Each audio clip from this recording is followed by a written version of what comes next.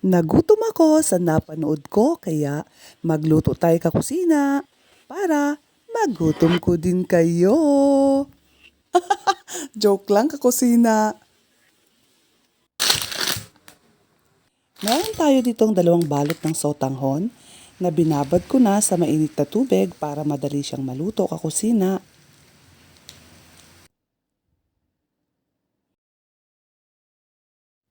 At ito ang mga ingredients na ilalahok natin sa ating pansit sotanghon.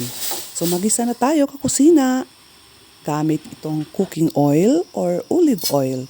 Tapos atsuete pampakulay dito sa ating pansit. So inuna ko muna yung niluto at tinanggal ang buto ng atsuete.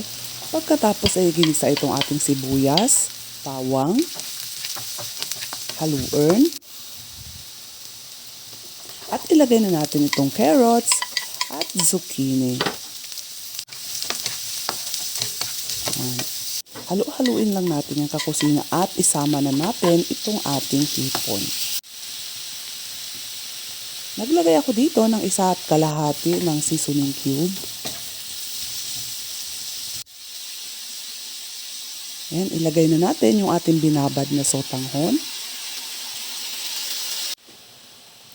Paminta.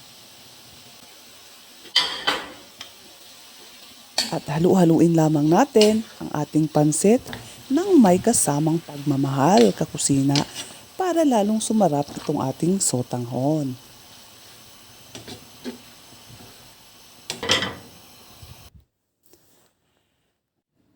Ilagay na natin itong ating parsley at spring onion na galing pa sa ating munting paso at saka itong toasted onion na siyang magpapasarap at magpapabango dito sa ating pansit sotanghon kakusina.